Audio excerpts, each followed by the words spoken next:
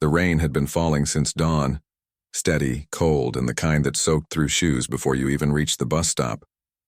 Inside a small, slightly crooked apartment on the edge of the city, two 7-year-old girls stood by the front door, pulling on mismatched raincoats. One coat was bright yellow with a duck on the hood. The other was faded blue, a little too big with a button missing near the collar. They didn't talk much. There wasn't much to say. Their dad was still in bed, pale and breathing too fast even after the doctor came the night before. He'd tried to get up this morning, but his legs wouldn't hold him. That's when he'd whispered, voice weak but firm, "Girls, the note. You have to take it to work. They'll fire me if I don't show." He meant the doctor's note, the one that explained why he couldn't come in. He worked at a big company downtown, in a tall glass building that looked like something from a movie.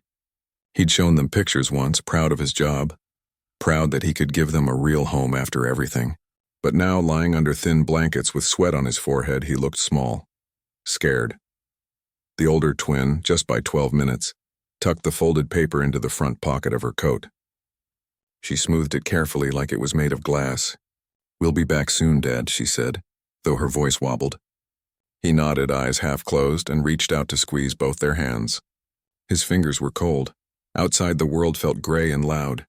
Cars hissed on wet pavement. People hurried past with umbrellas, faces hidden, shoulders hunched against the weather. The girls walked 3 blocks to the bus stop, holding hands the whole way. They didn't have umbrellas, those had broken last winter, but they didn't complain. Complaining wouldn't fix anything. Their backpacks were light. One held a half-eaten apple and a water bottle. The other carried a small notebook with their dad's work address written on the first page in careful pencil. The bus ride took 40 minutes. They sat near the front, quiet, watching the city blur by. Stores, laundromats, schools, then taller buildings, cleaner sidewalks, fancier cars. When they got off, they stood for a moment, looking up at the building. It was huge, glass and steel reflecting the cloudy sky like a mirror. People in sharp clothes walked in and out, talking into phones, clicking briefcases, moving fast like they had somewhere important to be. They walked to the front doors. Heavy automatic sliding open with a soft whoosh. Inside, the air smelled like lemon cleaner and something faintly like coffee. The floor was shiny, so shiny they could see their own blurry reflections. A man in a dark uniform sat behind a tall desk, eyes on a screen. "Can I help you?" he asked, not looking up. The girl stepped closer. "We need to see our dad's boss," the older one said. Her voice was softer than she wanted it to be. The man finally looked at them. His expression changed just a little, from bored to puzzled. "Your kids?" "Yes," said the younger twin. "But we have something important." He leaned forward slightly. "This is a corporate office.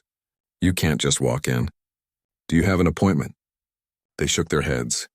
"Do you know your dad's full name?" "Department," they told him. He typed it in, frowned, then shook his head. "Sorry, no visitors without clearance. You'll have to come back with an adult."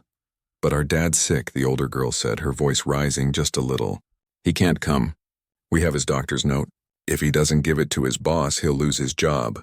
The man sighed. "I understand, but rules are rules. Go home. Have your mom bring it." "We don't have a mom," the younger twin said quietly. The man hesitated. For a second, his face softened. But then he straightened his posture, clicked his pen. "Look, I'm sorry, but I can't let you past this point. Security protocol." They stood there, small and wet, in the grand lobby, feeling very out of place. People walked by without glancing at them. One woman in a red coat almost bumped into them and muttered, "Watch it," without slowing down. The twins moved to a bench near the elevators, sitting close together. The older one pulled out the note again just to make sure it was still dry. It was. She thought about what their dad had said last night. "If I lose this job, we lose the apartment. And then, I don't know what happens." He hadn't finished the sentence, but they knew. They'd seen it before. The shelter, the food lines, the way people looked at you like you were invisible. They couldn't let that happen again. So they waited. And watched. And tried to look like they belonged. 20 minutes passed. Then 30. Their socks were damp. Their stomachs growled. Still, they didn't move. Then the main elevator doors opened and a woman stepped out. She was tall, wearing a dark gray suit that looked expensive but simple. Her hair was pulled back neatly. She carried a leather folder and walked with purpose, heels clicking softly on the marble. Two men in suits followed slightly behind her, talking quickly, but she held up a hand and they stopped mid-sentence. She was about to turn toward the exit when she saw them. Not just glanced, really saw them. Her eyes moved from their wet shoes to their serious faces, to the way they sat so still, like they were trying not to take up space. She paused, then, instead of walking on, she turned and walked toward the bench. The security guard stood up quickly. "Ms. Whitmore." She held up a hand, same as she had with the men. "It's fine, Robert." She crouched down slightly so she was closer to their eye level. Not too close, just enough to seem like she was talking to people, not children.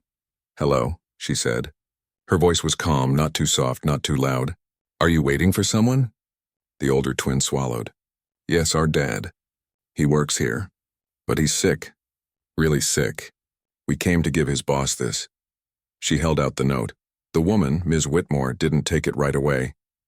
She looked at their faces, at the way their hands were clasped tightly in their laps, at the duck on the yellow raincoat. "And your mom?" she asked gently. "She's gone," the younger twin said. "It's just us and Dad." Ms. Whitmore nodded slowly. No pity in her eyes, just understanding. "I see. And you came all the way here by yourselves?" They nodded. "In this rain?" Another nod. She stood up but didn't walk away. Instead, she turned to the guard. "Robert, who's their father?" He checked his screen again, then said the name. Ms. Whitmore's eyebrows lifted slightly. "Logistics? Third floor?" "Yes, ma'am." She looked back at the girls. "Your dad?" "He's a good worker, reliable. Never missed a day until this week." The older twin's eyes filled with tears, but she blinked them back fast. He didn't want to miss work. He tried to get up this morning, but he couldn't. Ms. Whitmore was quiet for a moment. Then she said, "Come with me." She didn't ask if they wanted to. She just started walking and they followed, scrambling to keep up. They passed through a set of glass doors marked Executive Suite, authorized personnel only. The guard didn't stop them this time. Her office was at the end of a quiet hallway. Big windows showed the whole city below, gray and glistening in the rain. The room was neat. Books on shelves, a few framed photos on the desk, a small plant in the corner that looked like it was trying its best. "Sit," she said, pointing to two chairs near her desk. Not the fancy leather ones, just simple, comfortable chairs. They sat. She took off her suit jacket and hung it over the back of her own chair. Then she walked to a small kitchenette in the corner and came back with two mugs. Steam rose from them. "Hot chocolate," she said, placing one in front of each girl. "My assistant keeps it stocked. Says I work too much and forget to eat." They stared at the mugs. Real mugs, with little marshmallows floating on top. "Go ahead," she said. "It's not poisoned." That made the younger twin giggle, just a little, and the tension in the room eased. As they sipped the hot chocolate, sweet, warm, better than anything they'd had in weeks, Ms. Whitmore sat down and opened the note they'd given her. She read it carefully, her expression unreadable. When she looked up, her eyes were different. Softer. "Your dad's heart," she said. "It's serious," they nodded. "He needs rest, real rest. Not just a day or two." "We know," the older twin whispered. "But he's scared. He thinks if he's gone too long, they'll replace him." Ms. Whitmore leaned back in her chair. Outside, the rain kept falling. Somewhere in the building, a phone rang, then stopped. "You know," she said slowly, "when I was about your age, my mom got sick too. We didn't have much. One day she sent me to the landlord with a note asking for more time on the rent. I was so scared I threw up in the alley before I knocked on the door." The girls looked at her, surprised. "She didn't get the extra time," Ms. Whitmore continued. "We ended up moving into a shelter for a while. It was hard, but you know what got us through? People who saw us, really saw us, not just as problems or burdens, but as people who were trying their best." She looked at them directly. "Your dad is trying his best, and so are you." She stood up, walked to her desk, and picked up her phone. "Robert, yes, it's me. Please pull up Mark's file, Logistics, 3rd floor, and connect me to HR now."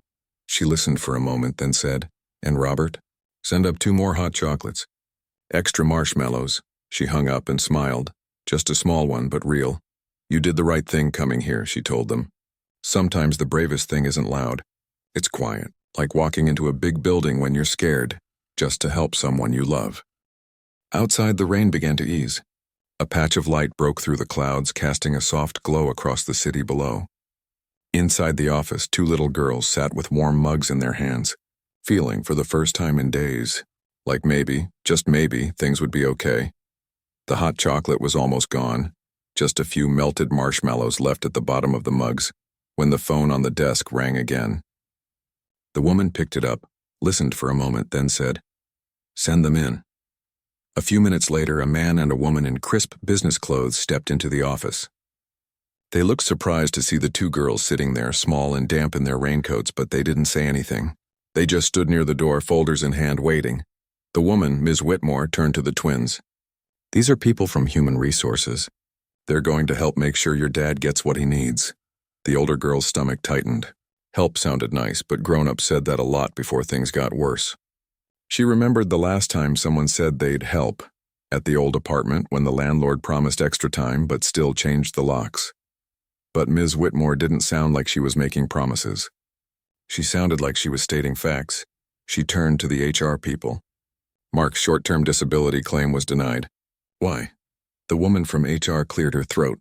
There was a missing signature on page 3. The form wasn't fully completed. Per policy, we can't process incomplete submissions.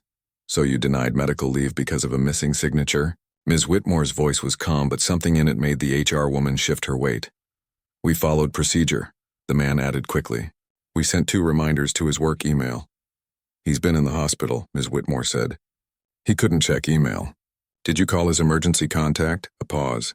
Then quietly, "No." Ms. Whitmore looked out the window for a long moment. Raindrops slid down the glass like slow tears. Then she turned back. "Fix it. Today. Full paid leave, retroactive to the day he was admitted. And add 2 weeks of recovery time on top. I don't want him worrying about a single bill while he's healing." The HR woman blinked. "But that's not standard. The policy allows only 5 days unpaid for non-work-related illness unless—" "I know the policy," Ms. Whitmore interrupted gently. "I wrote half of it. And right now I'm overriding it." The man opened his mouth, then closed it. He glanced at the girls, then back at his boss. Something in his expression changed, not anger, but maybe shame. Like he just realized how cold the rules sounded when real people were hurting. "Understood," he said finally. Ms. Whitmore nodded. "Good. Now find out if he has health coverage for home care. If not, arrange it through the company wellness fund. And check his rent situation. If he's at risk of eviction, cover it quietly. No fanfare." The HR woman scribbled notes, her pen moving fast. "Yes, ma'am." When they left, the room felt quieter but not empty. The tension had shifted, from fear to something else. Hope, maybe, or at least the beginning of it. Ms. Whitmore sat back down. She didn't look tired, but her shoulders had relaxed a little. "Your dad's going to be okay," she said. "Not just because of medicine, but because he won't have to choose between getting better and keeping a roof over your heads." The younger twin sniffled. She hadn't realized she was crying until a tear dropped into her empty mug. "Why are you helping us?" the older one asked. It wasn't rude, just honest. In their world, kindness usually came with strings, or it ran out fast. Ms. Whitmore leaned forward, elbows on her knees, hands clasped. "Because someone should have helped my mom," she said simply. "And because your dad shows up every day and does his job well even when no one's watching. That matters. People matter more than paperwork." She stood up again and walked to a small cabinet. From it, she pulled a box of tissues and handed it to them. Then she picked up her coat. "I'm going to see your dad." The girls looked at each other. "Now?" "Yes, you can come with me if you'd like." They didn't hesitate. They stood so fast their chairs scraped the floor. The drive to the hospital was quiet. Ms. Whitmore didn't talk much in the car, but she didn't ignore them either. She asked if they were hungry. When they said yes, she stopped at a bakery and bought 2 warm cinnamon rolls wrapped in paper. "Real food," she said, handing them over. "Not just sugar." The hospital smelled like antiseptic and old coffee. Bright lights, squeaky shoes, the low hum of machines. Their dad was in a room on the 3rd floor, hooked to monitors that beeped softly. He looked even paler than that morning, but his eyes lit up when he saw them. "Hey, my brave girls," he whispered, voice rough. Then he saw Ms. Whitmore behind them, and his face went white with panic. "Ma'am, I'm so sorry." "I didn't mean to." "Stop," she said gently, stepping closer. "You don't owe me an apology. You owe yourself rest." She pulled a chair up to his bedside and sat. The twins stayed near the door at first, unsure, but their dad patted the edge of the bed so they climbed up carefully, sitting on either side of him. Ms. Whitmore explained everything, what she'd done, what would happen next. No jargon, no corporate speak, just clear plain words. You're on full paid leave. Your rent is covered for 2 months. A nurse will come to the apartment 3 times a week to check on you, and when you're ready to come back, your job will be waiting. Their dad's eyes filled with tears. He tried to speak, but nothing came out. He just nodded over and over. She reached into her bag and pulled out an envelope. Not fancy, just plain white. This has your updated paperwork. All signed, all approved. Keep it safe. Then she did something unexpected. She took out a small notebook and a pen. Tell me what you need, she said. Not what policy allows? What you actually need, he hesitated. The girls. School lunches. They've been bringing peanut butter sandwiches every day. I know it's silly, but it's not silly, she said, writing it down. I'll have the school notified. They'll get hot meals, no questions asked. And the bus pass, he added quietly. It ran out. They've been walking, she wrote that too. Fixed, he swallowed. Thank you. I don't know how to. You don't have to, she said. Just get better. That's your only job right now. She stood to leave, but before she did, she turned to the twins. You two did something really important today. You spoke up when it mattered. That takes courage most adults don't have. The younger one, bold for once, asked, Will you come back? Ms. Whitmore smiled, a real one this time, warm and tired. If you'll have me. Back in the car, the girls were quiet again, but it was a different kind of quiet. Not scared, just full of things they didn't have words for yet. When they got back to the office building, it was late afternoon. The rain had stopped. Puddles shimmered under streetlights. Ms. Whitmore walked them to the lobby. Your bus comes in 10 minutes, she said, checking her watch. I'll wait with you. They stood near the doors, watching people come and go. Then the older twin asked, Do you have kids? Ms. Whitmore shook her head. No, but I had a mom who worked 2 jobs and still made sure I had clean socks and a packed lunch. That's why I do what I do. The bus arrived with a hiss of brakes. She handed them each a small card. My direct line. If anything at all comes up, call. Day or night. They hugged her then. Not because they were told to, but because it felt right. She hugged back just for a second, firm and warm. As the bus pulled away, they looked back. She was still standing there watching them go, her silhouette sharp against the glass. That night, back in their apartment, their dad was asleep, breathing easier. The girls sat at the kitchen table eating leftover cinnamon roll. The envelope from Ms. Whitmore sat in the middle like a promise. She didn't have to do that, the older twin said. No, the younger one agreed, but she did. And in that moment, the world didn't feel quite so heavy. Not because their problems were gone, but because someone had seen them. Really seen them. And chosen to care. Up in her office miles away, Ms. Whitmore sat at her desk long after everyone else had left. She stared at the city lights, thinking about 2 small girls in raincoats, and how sometimes the most powerful thing a person can do is show up, not with answers, but with attention. She picked up her phone and dialed her assistant. Tomorrow morning, she said, I want a meeting with legal and HR. We're rewriting the hardship policy, effective immediately. Then she turned off the light and walked out into the quiet evening, her heels clicking softly on the empty sidewalk. No longer just a CEO, but someone who remembered what it felt like to be small in a big, cold world, and who finally had the power to make it a little warmer. The next morning, the office felt different. Not in a loud way, no banners, no announcements, but in the air, like the quiet hum before a storm breaks. People moved a little slower, spoke a little softer, as if something important had shifted overnight and they could all feel it, even if they couldn't name it. Ms. Whitmore arrived early before the sun was fully up. She didn't go straight to her office. Instead, she walked the floors, first the executive wing, then down to the 3rd floor where logistics was. She stopped by the empty desk with the faded family photo tucked in the corner, the coffee mug still half full from 3 days ago. She didn't say anything, just stood there for a moment, then turned and kept walking. By 9 o'clock, her leadership team was gathered in the main conference room. Glass walls, sleek chairs, a screen showing last quarter's profits. The usual agenda was ready. Market expansion, cost cuts, efficiency metrics. But Ms. Whitmore didn't open her laptop. Instead, she placed a single sheet of paper on the table. It was the doctor's note, the one two small girls had carried through the rain. "I want to talk about Mark," she said. A few eyebrows lifted. Mark wasn't a name that usually came up in executive meetings. "He's been with this company for 11 years, she continued. Never late. Never called in sick. Fixed a warehouse scheduling error last winter that saved us over $200,000. And never asked for a bonus. Last week he had a heart episode. Not because he was careless, because he's been working 60-hour weeks while raising 2 kids alone, trying to keep everything together." She looked around the table. His disability claim was denied because of a missing signature. Not fraud, not negligence. A signature. Silence. Then the chief operating officer cleared his throat. "Eleanor, I understand it's a tough situation, but we can't make exceptions for every employee. If we start bending policy, where does it end? Payroll, benefits, leave, it all falls apart." She didn't snap. Didn't raise her voice. She just leaned forward, hands flat on the table. "You're right. We can't bend policy for everyone, but maybe the policy itself is broken." She stood and walked to the window. Outside, the city buzzed. Cars, delivery bikes, people rushing to jobs they hoped would last. "We measure success in margins, in growth, in shareholder value. But what if real success is whether a father can get well without losing his home? Whether his daughters don't have to walk through rain to save his job?" She turned back.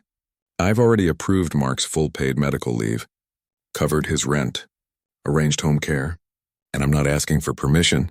I'm telling you, because this is how we're going to do things from now on." The COO looked uneasy. "The board won't like this. It sets a precedent." "Good," she said. "Let it." Later that day, an email went out, not from HR, but from her personal account. Short, direct, no corporate fluff. To all Veridian employees, if you or someone in your household is facing a medical, financial, or family crisis that affects your ability to work, contact the newly formed employee care team. No forms, no waiting, just help. This isn't charity. It's respect. No one knew what to make of it at first. Some thought it was a PR stunt. Others whispered it wouldn't last. She'll change her mind when the quarterly reports come in. But then, small things started happening. A single mom in customer service got her hours adjusted so she could pick up her son from after-school care. A warehouse worker recovering from surgery received groceries delivered to his door, paid for by the company, no questions asked. A janitor whose car broke down was given a temporary transit stipend the same day he mentioned it to his supervisor. People began to talk, not just about work, but about their lives. In break rooms, on lunch walks, even in Slack channels that used to be all business, someone posted a photo of their kid's drawing titled, "My dad's boss is nice now." It went viral inside the company. Meanwhile, back in the apartment, life was slowly settling into a new rhythm. A nurse came every Tuesday, Thursday, and Saturday. Gentle, calm, checking blood pressure, reminding their dad to take his pills. The school called to say hot lunches were ready for the girls, no paperwork needed. And one afternoon, a plain envelope arrived in the mailbox with 2 new bus passes and a note. "Forgetting where you need to go." Their dad still tired easily, but color was returning to his face. He started cooking again. Simple things like scrambled eggs and toast, but it felt like a celebration. At night, they'd sit on the couch watching old cartoons, and for the first time in months, no one was scared. Then came the invitation. It arrived on a Friday, hand-delivered by a courier in a crisp uniform. Not an email, not a text. A real letter on thick paper sealed with a simple wax stamp. Inside, it read, "You're invited to visit Veridian Dynamics next Wednesday at 10 a.m. Your dad's team would like to see him and meet the 2 heroes who saved his job." The girls read it 3 times. Then they ran to show their dad. He laughed, a real laugh, deep and warm. "Heroes? I think they've got that backwards," but his eyes were shiny. Wednesday morning, they dressed carefully. Not in raincoats this time, but in their best clothes. The yellow dress with the sunflower, the blue sweater with the tiny stars. Their dad wore a clean shirt, his hair combed, leaning on a cane but standing tall. When they walked into the lobby, people didn't just glance and look away. They smiled. Some even waved. The security guard, Robert, stood up when he saw them. Back again, he said, but this time there was warmth in his voice. Third floor. They're expecting you. The elevator ride felt different, lighter, like they belonged. On the third floor, a small crowd had gathered near the logistics desk. Not a big group, just 10 or 12 people holding coffee cups, shuffling papers. But when the doors opened and they stepped out, everyone stopped what they were doing. A woman with kind eyes stepped forward. "Mark," she said, hugging him gently. "We've missed you." Then she turned to the girls. "And you. You must be the ones who marched into the lion's den." The older twin blushed. "We just gave a note." "You gave us back our teammate," the woman said. "That's more than a note." They were shown to a small meeting room that had been decorated with handmade signs. "Welcome back, Mark." And "Heroes wear raincoats." Someone had even brought cupcakes, as their dad talked with his co-workers, laughing, catching up, promising to be back full-time soon.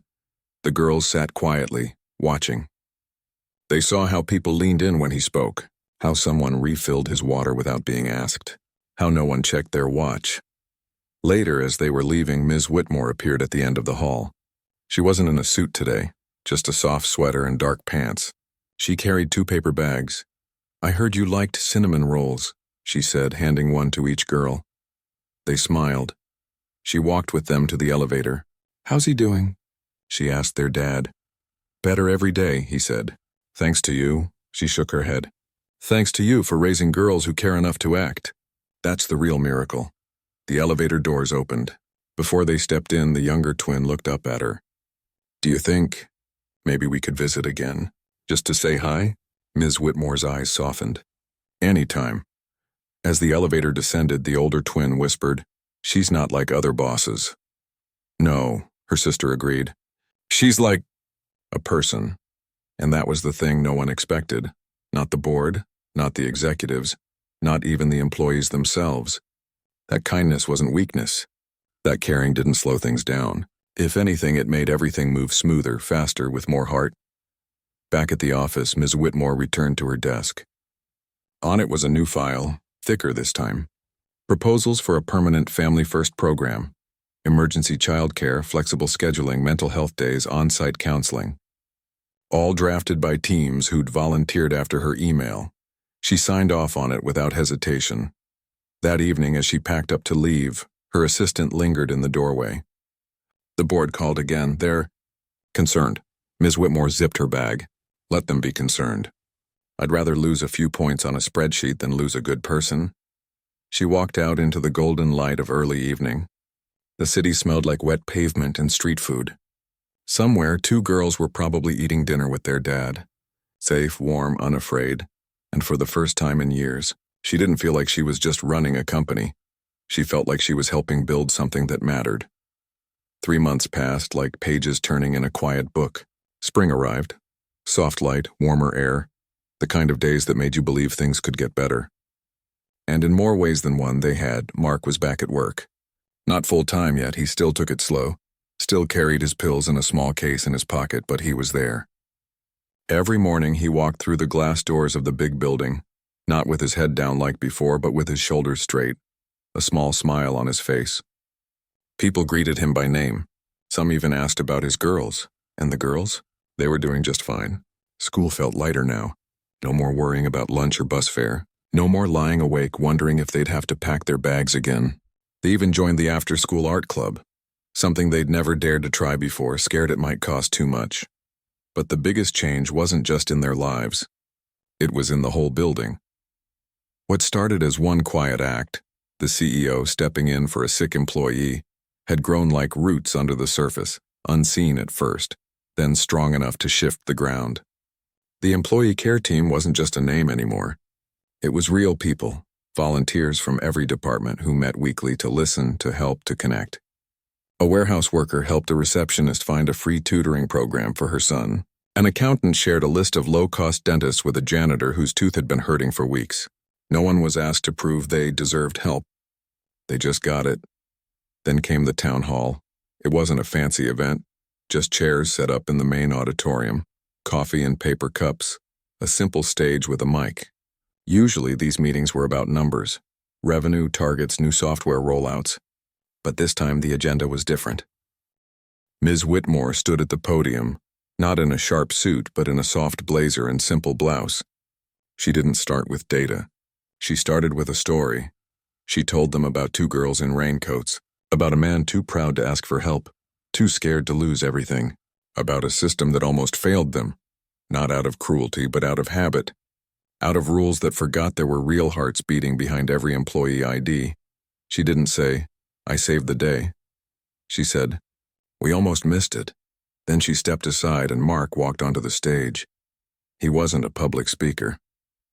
His hands shook a little at first, but he took a breath, looked out at the crowd, hundreds of faces, some familiar, some not, and began to talk. He spoke about the fear.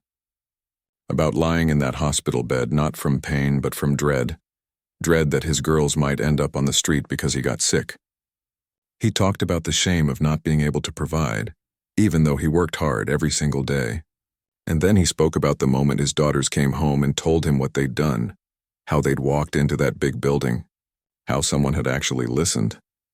His voice broke when he said, "I've worked here for over a decade. I always thought my job was to move boxes, track shipments, meet deadlines. But that day I realized my real job was being a dad. And this company, they let me do both." He didn't ask for applause. He just said, "Thank you," and stepped back. The room was silent for a heartbeat. Then someone clapped. Then another. Then the whole room rose to their feet, not because they were told to, but because something real had just happened in front of them. From the front row, the twins watched, eyes wide. They'd never seen their dad like this, strong, seen, valued. Afterward, people didn't rush out. They lingered. They talked. Some came up to Mark, shook his hand, hugged him. Others knelt to talk to the girls. "You two are legends," one woman said, eyes glistening. "You reminded us what this place is really for." Later that week, something unexpected happened. Mark got a call from HR, not about a problem, but an offer. They wanted him to help lead a new internal group, the Employee Wellness Task Force. Not as a figurehead, but as someone with real input. Someone who knew what it felt like to fall through the cracks and what it took to be pulled back up. At first, he said no. "I'm just logistics," he told them. "I don't know about policy or programs," but Ms. Whitmore called him herself. "You know more than anyone," she said, "because you lived it." So he said yes. His first meeting was in a small room with 5 other employees, 2 from IT, 1 from finance, 1 from maintenance, and a young woman from customer service who'd recently become a single mom. They didn't talk about budgets or KPIs. They talked about real things. How hard it is to find last-minute childcare, how scary it feels to call in sick when you're the only income, how lonely it gets when you're struggling and no one asks. Mark listened. And when it was his turn, he said, "Let's build something that catches people before they fall." That became their motto. Meanwhile, life at home settled into a new kind of normal. One evening, as the girls did homework at the kitchen table, their dad sat with them, not just supervising but helping, something he hadn't had the energy for in months. The apartment felt warmer, not just from the heater, but from the quiet certainty that they were safe. Then came the school assignment.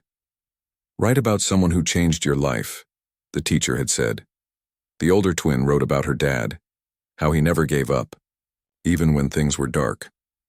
The younger one wrote about the woman in the gray suit. She called her essay, "The Day Kindness Wore a Suit."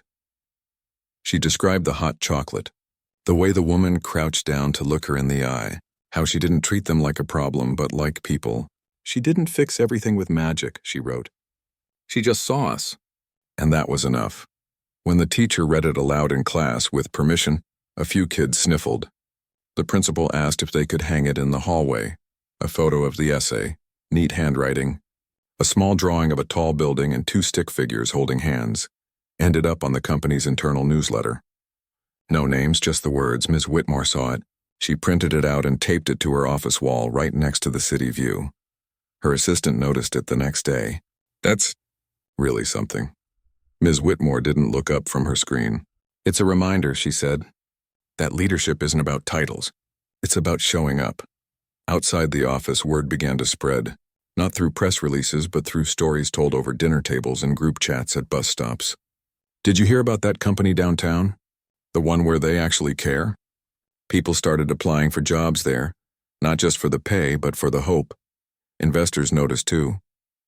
At first, some worried the soft policies would hurt profits. But the opposite happened. Turnover dropped. Productivity rose. Employees stayed longer, worked harder, not out of fear, but loyalty.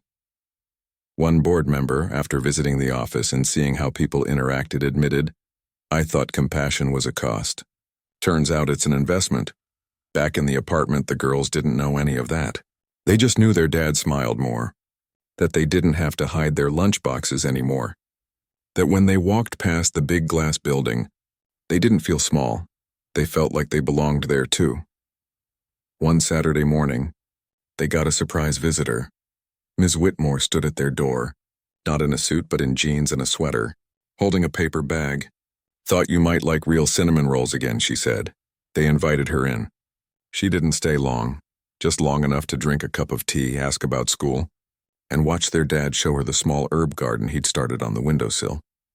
Before she left, the younger twin handed her a folded piece of paper. "For your wall," she said shyly. It was a new drawing. This time, it showed a tall woman in a suit holding an umbrella over two small figures in raincoats.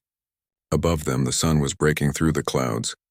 At the bottom, in careful letters, "Thank you for seeing us." Ms. Whitmore took it gently. "I'll treasure it," she said, and she meant it, because in a world that often moves too fast, too cold, too loud, sometimes the most powerful thing you can do is simply see someone and let them know they matter. That night, as the city lights flickered on outside, two girls fell asleep knowing they were safe. And miles away in a quiet office, a woman looked at a child's drawing on her wall and remembered why she'd started all this in the first place.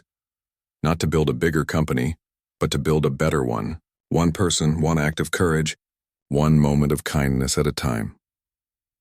A year had passed since two small girls in raincoats walked into a gleaming office lobby with nothing but a crumpled note and a whole lot of love for their dad. The city hadn't changed much. Still busy, still loud, still full of people rushing to places they hoped would matter. But inside one tall glass building, something quiet and real had taken root, and it was growing. It started with a phone call. A reporter from a business magazine wanted to interview the CEO of Viridian Dynamics, not about profits or new markets, but about something unusual. Employee retention had jumped by 40%. Sick days had dropped. Surveys showed people felt seen and valued, words rarely associated with corporate life. The reporter had heard whispers about a policy shift, about a leader who'd traded cold efficiency for something warmer. She wanted to know, was it real or just good PR? Ms. Whitmore almost said no. She didn't like the spotlight. But then she thought of the twins, now 8, writing school essays about kindness. She thought of Mark, leading meetings about mental health support. She thought of the warehouse worker who'd cried when he got help fixing his son's glasses. So she said yes. The article came out on a Tuesday. The headline wasn't flashy. The human bottom line, how one company put people before paperwork. Inside, there were no staged photos, no glossy promises. Just stories, real ones. A single parent who got flexible hours to care for an aging mother, a team that covered shifts so a co-worker could attend his daughter's graduation, and yes, the story of 2 girls who walked through rain to save their dad's job, and the CEO who listened. Overnight, the company became known for something unexpected: compassion. Job applications poured in, not just from skilled workers, but from people who'd been burned by cutthroat workplaces, who were tired of being treated like numbers. Schools invited Ms. Whitmore to speak, not about leadership tactics, but about empathy in action. She always said the same thing: "I didn't invent this. I just stopped ignoring what was right in front of me." But the real victory wasn't in headlines or awards. It was in the everyday.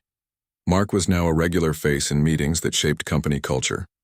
He didn't talk in jargon. He talked about real life, about how hard it is to find a babysitter at the last minute, about how shame keeps people from asking for help, about how a simple, "How are you really?" can change someone's whole day. His team launched a pilot program, emergency childcare vouchers available within hours, no questions asked. It was used 23 times in the first month. Each time someone kept their job because they didn't have to choose between work and their child. At home, the twins were thriving. They'd made friends, joined the school choir, even started saving allowance for a pet hamster.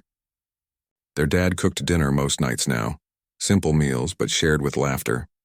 On weekends they'd take walks in the park, or visit the library, or just sit on the fire escape watching the city breathe. The fear that used to live in the corners of their apartment was gone, replaced by something steady and soft. Trust. Then came the invitation. It was for Take Your Child to Work Day, but not the usual version. This year the company had reimagined it. Instead of just shadowing parents, kids would meet the people who helped make their family's life possible. There'd be a small stage, a few short talks, and a special guest of honor. The twins were named honorary guests. They wore their best clothes again, sunflower dress, starry sweater, but this time they weren't nervous. They knew the faces now. They knew the lobby, the elevators, even the smell of the coffee in the third-floor break room. When they arrived, people greeted them like old friends. Robert, the security guard, handed them each a badge that read, Official Kindness Ambassadors. They giggled. Upstairs, the auditorium was full, not just with employees, but with kids of all ages sitting with parents, eating cupcakes, coloring at tables set up along the walls. Ms. Whitmore stood near the back watching. She didn't give a speech this time. She just smiled as Mark took the stage again, this time with his daughters beside him. He didn't talk about policy or programs. He held up a piece of paper, the original doctor's note now slightly worn at the edges. This, he said, was the start. Not because of what it said, but because of who carried it. He looked down at his girls. They taught me that courage isn't always loud. Sometimes it's just showing up when you're scared. The room was quiet.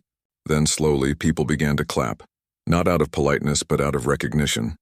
Because everyone in that room had at some point been scared, and now they knew they weren't alone.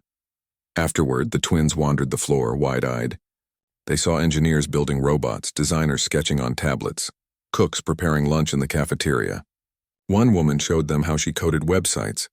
A man let them try on a safety helmet from the warehouse. Everywhere they went, people treated them like they mattered.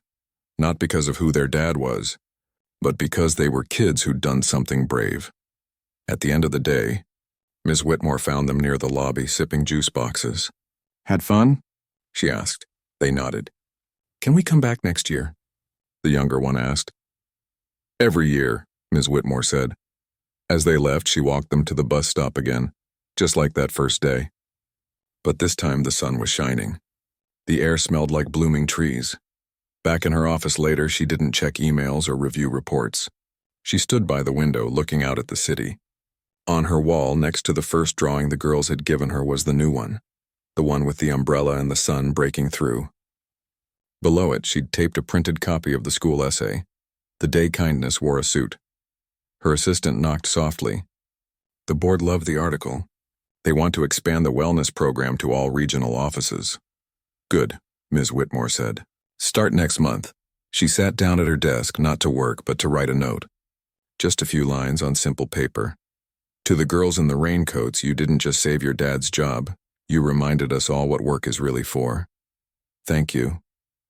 She sealed it in an envelope and left it on Mark's desk the next morning. That night, at home, the twins read it together. They didn't say much. They just folded it carefully and put it in their treasure box, right next to their bus passes, their art club ribbons, and the first cinnamon roll wrapper they'd saved as a joke. Life wasn't perfect. Bills still came. Rain still fell. But now they knew something important. Kindness wasn't rare. It was just waiting for someone to choose it. And miles away, in a quiet office high above the streets, a woman who once measured success in spreadsheets now measured it in moments, like a child's drawing on a wall, or a father's steady heartbeat, or the sound of two girls laughing on a bus ride home. She turned off the light and walked out into the evening, not as a CEO, but as someone who'd finally learned that the most powerful thing you can build isn't a company. It's a community, and it starts with seeing people. Not as employees, not as problems, but as human beings trying their best. Just like two girls in raincoats once did. Just like one woman in a suit chose to remember. And in that choice, everything changed.